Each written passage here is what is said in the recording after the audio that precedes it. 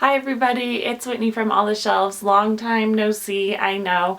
I have finally gotten to a point in this job transition chaos where I feel like things are getting back to normal, like I'm not thinking about my job 24/7, and I feel like I can start really thinking about books again.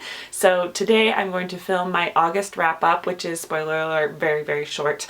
Like I said in the last video, just really did not read very much over the last month, but this past weekend I've been doing nothing but reading, and I feel like things are going to pick up again, which I'm very excited about. So without further ado, here we go, my August wrap up. So the first book that I read in August was Tana French's The Secret Place, and I love Tana French's Dublin Murder Squad series. I think that it might be my favorite kind of mystery series. I look forward to when each one is coming out, and I'm finally completely caught up with them. I accidentally did it a couple months before the new one comes out because I like having one of them sort of on the horizon where I can look forward to it if I do get into a kind of slump. And since I was in such a major slump this August with job transitioning stuff, I picked this one up, and even though it was slow going, it was really good. It was my least favorite in this series for a couple of reasons. One, I didn't think the teenage voices were completely authentic.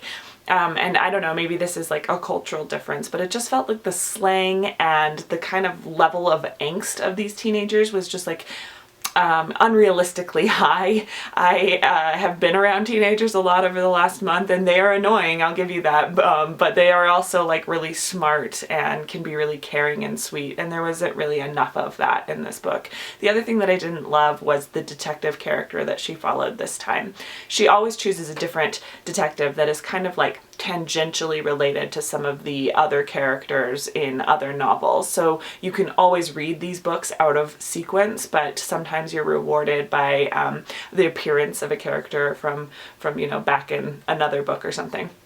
This character was just a little boring. I didn't feel like there was anything super exciting about him. So even though I really liked the book, I liked the setting of it especially. It was at this girls' boarding school, which seemed really promising, and I liked the murder aspect, and there was a little bit supernatural element that I'm always in her books. She always has something slightly off and mysterious. Even with all of that, it was my least favorite in this series. The next book that I read in August was one that I've been reading or listening to for a long time now. It's taken me a couple months to get through this, but I finally finished H is for Hawk by Helen Macdonald, and it was beautiful. It was wonderful, but it was a little slow, and I didn't feel like I could listen to it while I was running. My mind would just wander off too much, and so I didn't have that many opportunities where I felt like I could sit down and listen to an audiobook, if not when I'm exercising. It was really good. It was painful, and there were some parts that I really related to. I have luckily not had the experience of having a close family member pass away, but interestingly, her experience in her work life really struck a note with me. She was talking about how she was on fellowship in Cambridge, and one image that I just loved was she was comparing herself to Alice falling down the hole into Wonderland, where she's reaching out and touching things, but she only gets to touch them very briefly, and then she kind of falls past them, and she knows that it's going to end soon. And she compared that to a fellowship, which I just thought was really amazing. You've got this great job that you love and you want to hang on to it, but that opportunity is just not going to be there soon. It's just this temporary placement, and it seems to be that's just sort of how academic life is right now, which is distressing. So anytime that she was talking about her work life was really good to me. I also, of course, loved the stuff about her father. I thought that was really beautiful and emotional, and I especially liked the stuff where she was talking about T.H. White and his experience training hawks. The whole book is centered around her relationship with this hawk and how she's using the hawk as a kind of surrogate for all of her painful feelings, and I think that anyone who has loved a pet or an animal dearly will know kind of how that relationship works. I really really liked this book, and it was great on audio. She reads it herself and she has this like really melodic voice. It was really good. The next book that I finished in August was Griffin by Charles Baxter. This was a series of short stories. So again, it took me a really long time to read it, but it was kind of nice because I could just read a story at a time and kind of like dip in and out of this thing. Some of my new favorite stories are in this collection now. There was one about a husband and wife that lose a child and their different ways of grieving.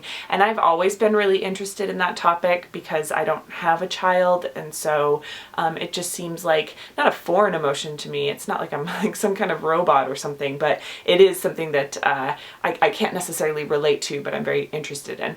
And it's a topic that's been done a lot, and he just finds this way of tapping into human emotion that's just devastating and somehow really original.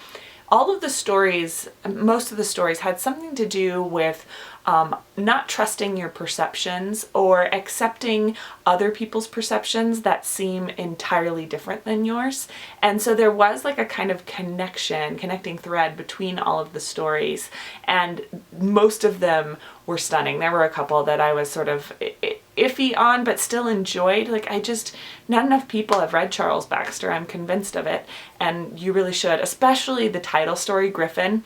It's short and it's about this kid's experience with his substitute teacher who just kind of like blows open his mind to new ways of thinking. That as a teacher, I really, really liked that one. I'm probably gonna make my students read that one. And the last book that I finished in August, right at the very end of August, was Homegoing by Ya Gyasi. I don't know how to pronounce her name. I'm sorry, I haven't watched like enough interviews or reviews about this book yet.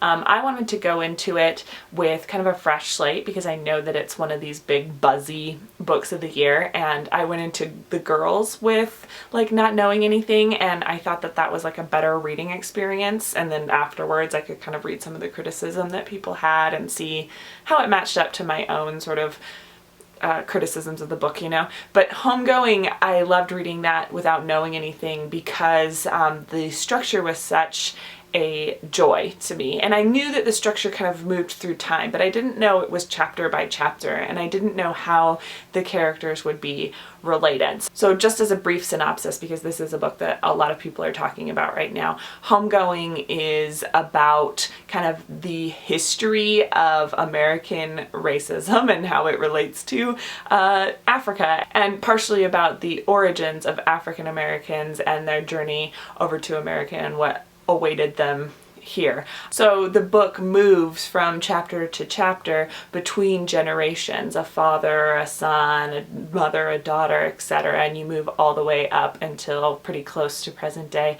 And I just thought that the way that she interconnects the stories was great. You could read each little section on its own, perhaps except for the very last sections wouldn't be as meaningful, obviously, but if you read each little section as a short story, I think that it would actually work. There's these very brief references to earlier characters, but without those references it's okay. You just miss some of the context, but that's a pretty interesting kind of thought experiment, what the context of these other short stories can add to the brief slice of time that you're reading about. And plus the writing style was just really good. The only kind of hang up that I had with the book was the ending, which felt very neat, and I'm not going to spoil it, but I was both suspicious of the neatness of the ending and kind of like appreciative of it. It seemed like really cathartic, so I'm kind of like still in the air about it. I gave it a 4 on Goodreads for whatever that means, but I'm kind of like between a 4 and a 5. I really loved this one. So those were all the books I read in August. Pretty small month for me as far as reading goes, but I'll just say over the past like week or so I've read like 5 books, so things are really picking up for me. Part of that was because I was on a plane and I read the book You by Caroline Kepnes, if that's how you say it, and that book just kind of like pumped me up for reading. It was so exciting and like such like delicious pulp, like so gossipy, and gave you everything that you would want out of a thriller, and it made me really excited to like keep reading those kinds of like easy reading type books. So that's sort of what I'm doing right now. I hope that these videos are gonna pick up for me now that things are settling down, and thanks for being so patient with me. Thanks for leaving so many comments that like encouraged me through this job transition. Like, you guys were ridiculously nice, and I know I didn't respond to enough of them, hardly any at all. I don't know at this point if it'd be like thank you letters going back like 2 years later and sending a thank you letter out, if it would be meaningless, but I just want to say thank you if you left a comment on my last video. It was really appreciated during a difficult time. So I will be back soon, and I hope you guys are having a lovely weekend reading all that you want.